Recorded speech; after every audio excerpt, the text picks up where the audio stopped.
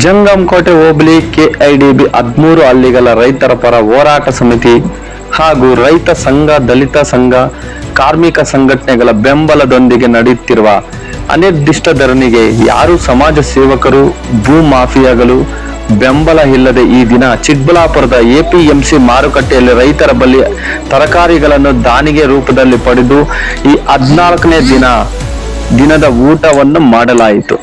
ಈ ಸಂದರ್ಭದಲ್ಲಿ ರಾಜ್ಯ ರೈತ ಸಂಘದ ಭಕ್ರಳ್ಳಿ ಪ್ರತೀಶ್, ಸುಬ್ರಹ್ಮಣಿ, ಪ್ರಭುಗೌಡ, ಕದ್ರೇಗೌಡ, ಪ್ರದೀಪ್, ನಾರಾಯಣಸ್ವಾಮಿ, ನಾಗರಾಜು ಹಾಗೂ ಇತರರು ಉಪಸ್ಥಿತರಿದ್ದರು.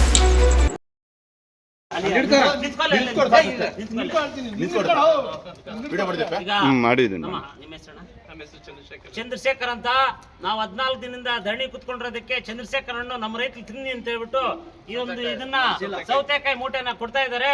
ಈಗಲಾದ್ರೂ ನಮ್ಮ ಜಿಲ್ಲಾಡಳಿತಕ್ಕೆ, ಜಿಲ್ಲಾಧಿಕಾರಿಗಳಿಗೆ ಮನವರಿಕೆ ಆಗಿ ನಾವೇನ್ ಕೂತಿದ್ವಿ ಆ ಕೆಲಸ ಬೇಗ ಈಡೇರಿಸಬೇಕಂತ ಒತ್ತಾಯಿಸ್ತಾ ಇದೀವಿ. ಧನ್ಯವಾದ. ನಮ್ಮ ರೈತರಿಗೆ 14 ದಿವಸ ಇದ್ರು ನಾವು ಧರಣಿ ಮಾಡ್ತಾ ಇದ್ವಿ. ಮಾನ್ಯ ಜಿಲ್ಲಾಧಿಕಾರಿಗಳಿಗೆ, ಜಿಲ್ಲಾಡಳಿತಕ್ಕೆ ಗೊತ್ತಾಗ್ಲಿಲ್ಲ. ಈಗ ರೈತರಿಗೆ ನಾವು ಅಡಿಗೆ ಮಾಡೋದಕ್ಕೆ ಸಹಾಯ ಮಾಡ್ತಾ ಇದ್ದಾರೆ. ಈಗ ಇದನ್ನು ನೋಡಿ ಜಿಲ್ಲಾಧಿಕಾರಿಗಳು, ಜಿಲ್ಲಾಡಳಿತ ನಮ್ಮ ಕೆಲಸ ಬೇಗ ಮಾಡ್ಲಿ ಅಂತ ಈ ಮೂಲಕ ಒತ್ತಾಯ ಮಾಡ್ತಾ ಇದ್ದಾರೆ. ಧನ್ಯವಾದ. ನಮ್ಮ ರೈತರಿಗೆ ಸಹಾಯ ಮಾಡಿದ್ದೀವಿ.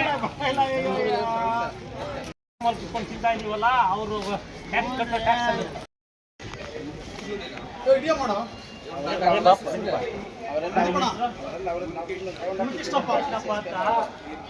ನಮ್ಮ ರೈತರಿಗೆ ಬಡವನಾದ್ರೂ ಕೊಡ್ತಾವ್ರೆ. ಧರಣಿ ಮಾಡ್ತಾ ಇದೀವಿ. ಅವ್ರಿಗೆ ಇಲ್ಲಿ ನಮ್ಮ ರೈತರು ಅಂತ ಹೇಳ್ಬಿಟ್ಟು ಇವತ್ತು ನಮಗೆ ಇದು ಕೊಡ್ತಾ ಇದ್ದಾರೆ.